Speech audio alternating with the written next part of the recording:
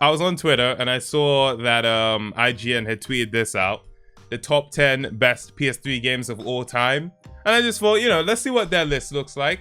I thought it'd be interesting to check it out, see how far I agree with it. Yeah, it says from The Last of Us to Grand Theft Auto 5. So I see that The Last of Us is here. So, you know, already I know that this list is correct. Ultra Street Fighter 4. I did get a glimpse of the list earlier and I saw that Street Fighter was on here and I was very surprised because when it comes to a list of the top 10 PS3 games, I would never put really any fighting game in the list from just thinking about it.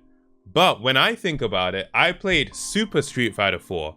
So the way it worked is they released Street Fighter 4. Then they made a sort of updated edition which had extra fighters and introduced an online mode called Super Street Fighter 4.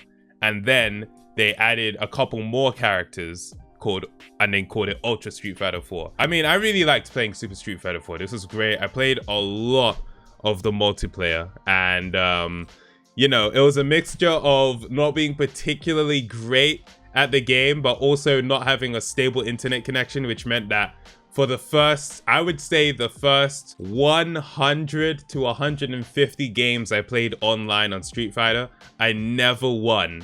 And I was trying my absolute best. How old would I have been? Probably like 12. And every day I'm going online trying to win a match.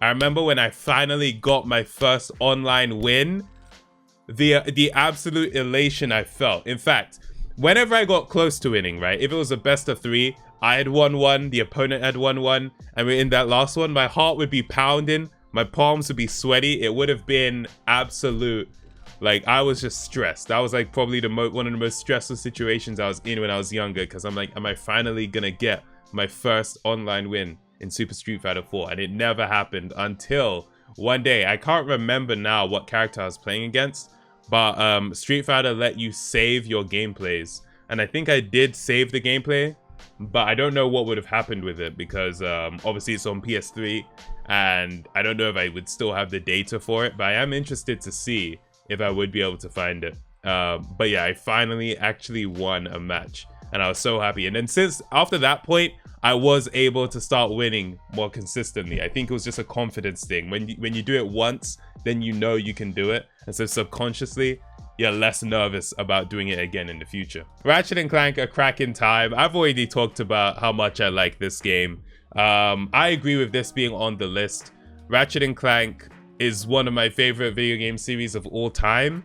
And yeah, it was, you know, Ratchet and Clank, what do we call it? Tools of Destruction was the reason I got my PlayStation 3. Now, I didn't get it when that game came out, but the reason I wanted a PS3 was because I had played Ratchet and Clank Tools of Destruction at my cousin's house. He had the demo for the game.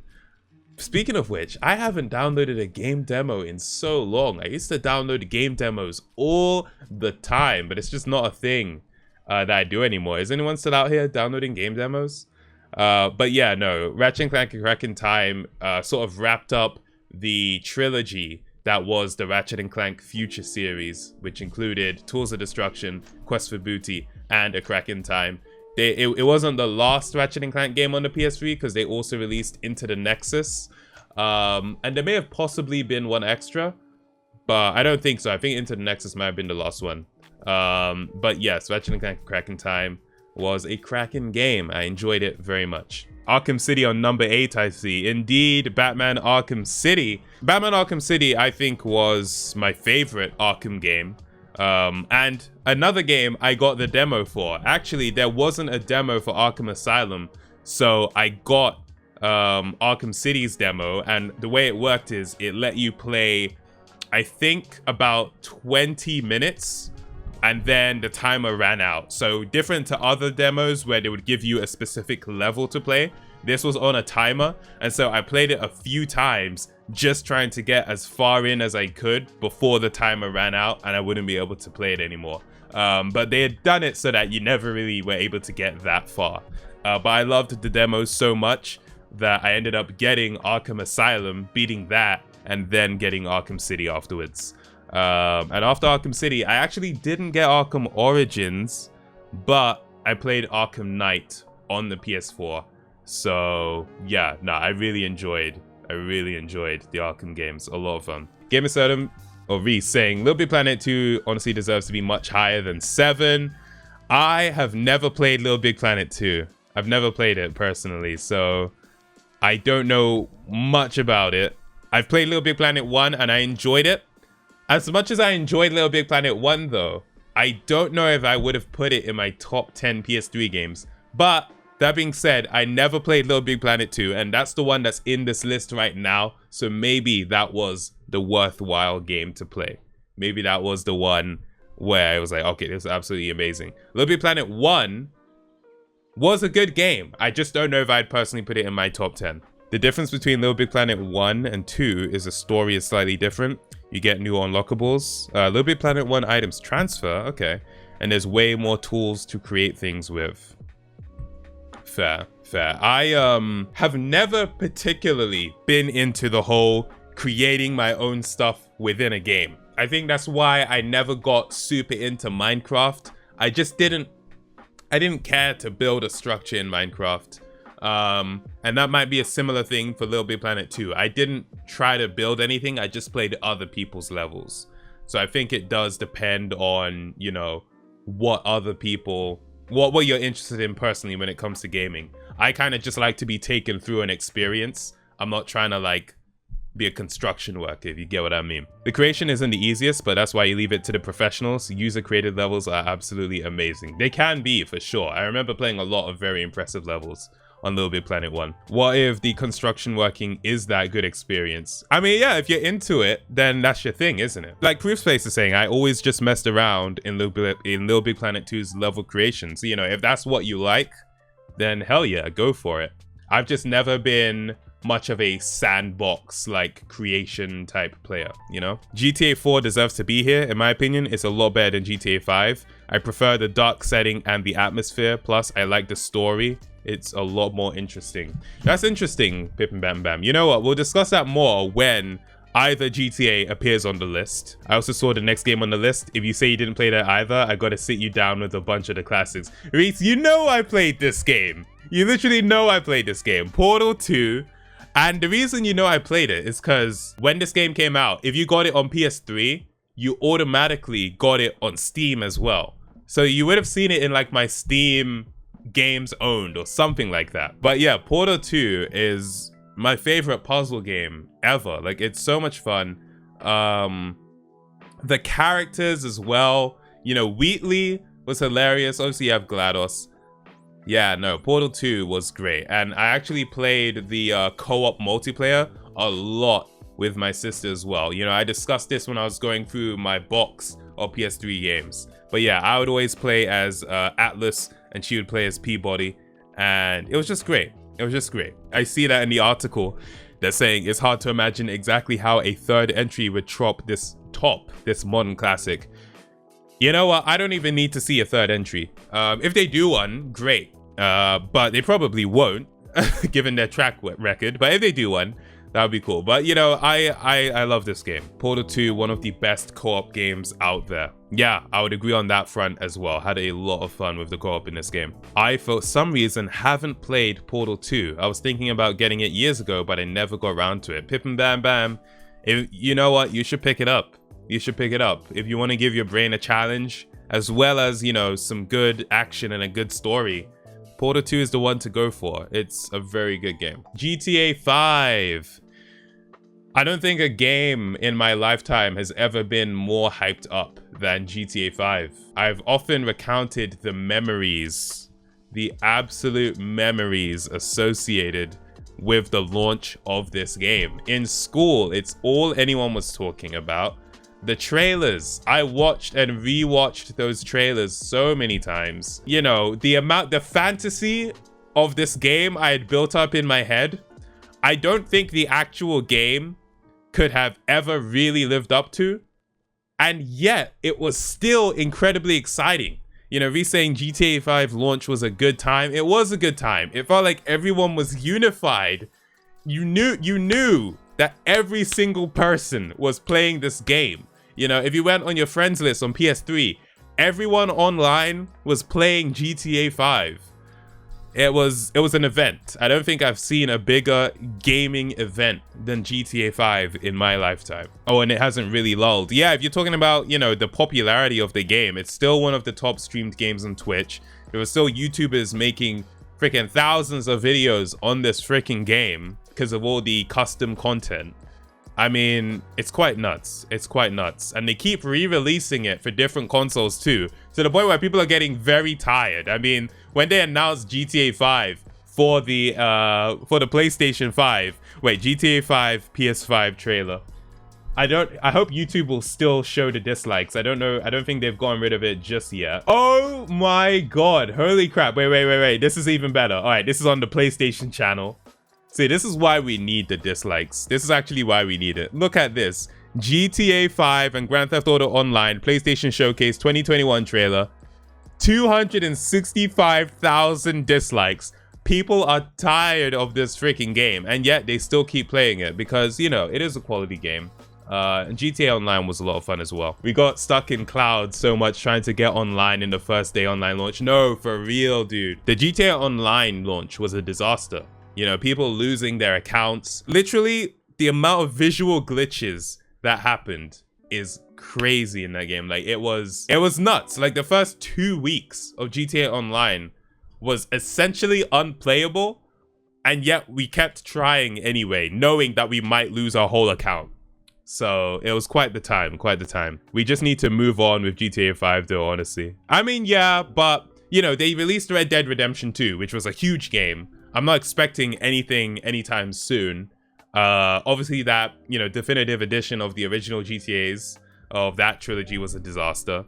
So yeah, nah, like I'm not too pressed about GTA, honestly. I don't remember any specific mission in GTA. Maybe the most popular ones, but I don't really remember much about the game. As much as I liked GTA 5, I was done with it relatively quickly. I got bored of GTA Online, I think, sooner than most of my friends. Reese probably remembers, like, at some point, I was kind of just like, I'm not really into this. And so I stopped coming online. I just kind of got bored of it, you know? You were done, like, a few weeks, and we stayed for a few years. So yeah, a little before. I gave it I think I gave it like a month and a half, maybe 2 months. But yeah, you guys stayed playing that game, and I was kind of like, nah, I'm done. You ain't played San Andreas, Vice City, or 3 either? Yeah, I mean, if you think about it, the first GTA I played was GTA 4, and that was when I was like, what, 13 or 14? So how young would I have been to play the original GTAs? I wouldn't have been allowed. The fact I was allowed to play GTA 4 at 13 is a miracle. I wouldn't have been allowed to play GTA Vice City or San Andreas. Like, but were you even alive? Let's freaking see. GTA 3 release date 2001. Literally, I was 2. I was literally 2. I do remember going to a friend's house one time, and she had one of the older GTAs. If I were to guess, I would say, which one's the one where it's the guy in the black leather jacket? I feel like that's probably GTA 3. She was playing that one. GTA 3? Yeah, okay. That's the one that she was playing at her house. So I did see someone play it, but I never really played it myself. Let's see what we've got next. Dark Souls. I have nothing to say. I've never played Dark Souls. I've never played a Souls-like game. I want to play Bloodborne. I want to play Sekiro Shadows Die Twice. I don't know if I actually want to play any of the actual Dark Souls games. They have just never appealed to me visually. You know what I mean? I like Bloodborne and Sekiro because I like the sort of setting they're in.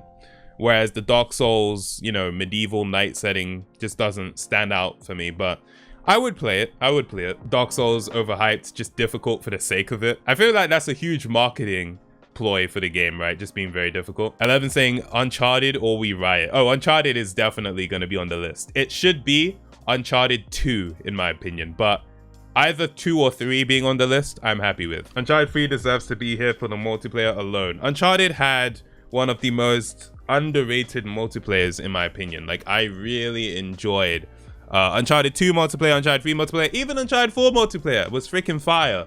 But out of all of them, I had the most fun with Uncharted 3 probably. But Uncharted 2 is a close second because that was my first real multiplayer experience as well. Red Dead Redemption. Okay. I liked Red Dead Redemption. I did like it. I don't know if I would put it in my personal top 10, to be honest. For me and Rockstar games, like, I recognize they're very high quality games, but they've never been my favorite games, you know? GTA 4, 5, Red Dead Redemption, Red Dead 2, they are great games. They've just never been my favorite. And Red Dead Redemption 1 sort of fits in that category. I played it, I had fun, I finished it, but I wouldn't put it in my top 10, and I definitely wouldn't put it at number 3 of the top 10 personally. But how do you guys feel? I mean, it runs at 640p, but yeah, it's a PS3 classic. So many memories of me and my brother playing it together. Right. I guess for me, I don't really have memories around it as well. You know, I played it, I enjoyed it, but I didn't form memories around it. The horse wagon flying glitch. I don't think I've seen that. Wait, let's see that wagon. Not like that, of course.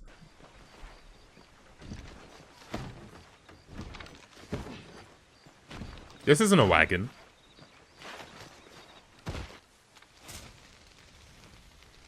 Oh, okay.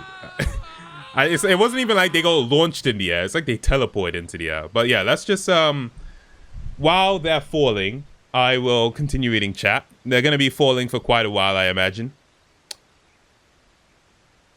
Mark Wahlberg looks more like Drake than Tom does, for sure. All right, I'm just skipping down to the bottom of the chat.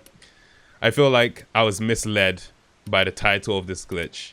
I mean, is he falling? He is falling, right?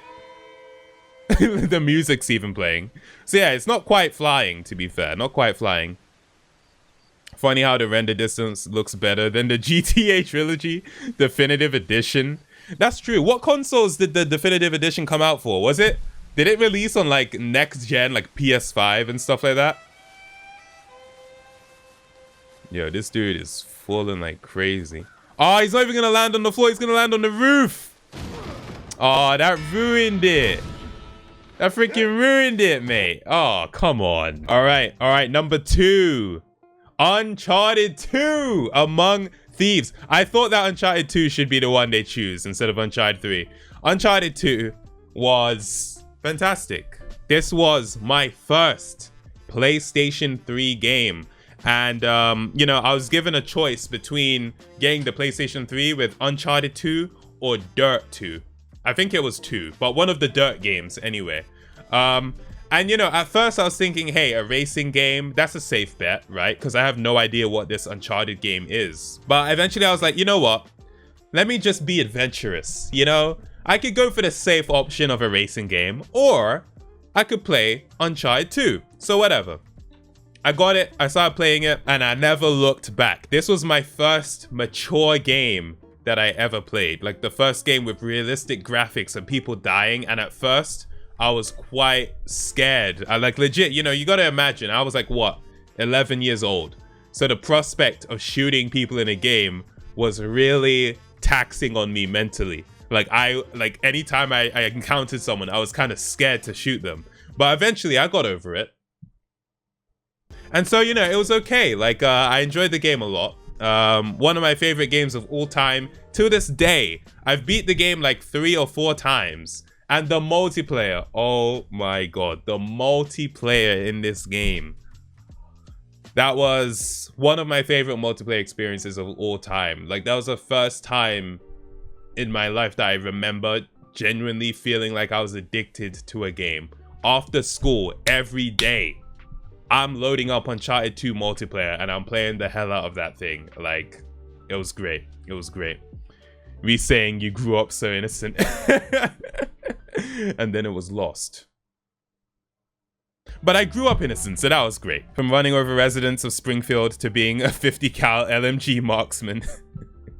I shot my first gun in a video game at 13. Yes, for me it was 11. I don't count Ratchet and Clank as, you know, mature, like, because, you know, obviously it's cartoonish violence, like real violence. My first game was Uncharted 2. All right, the number 1 game, it's got to be The Last of Us, which means, you know, I wish Mass Effect 2 would have made it on this list personally. Any other game, I wish God of War 3 would have made it to this list. But, of course, Naughty Dog's The Last of Us one of my favorite games of all time. I know a lot of people, whenever they see The Last of Us come out, or Last of Us come up in a conversation, they're like, oh, this game's overrated, blah, blah, blah, blah, blah.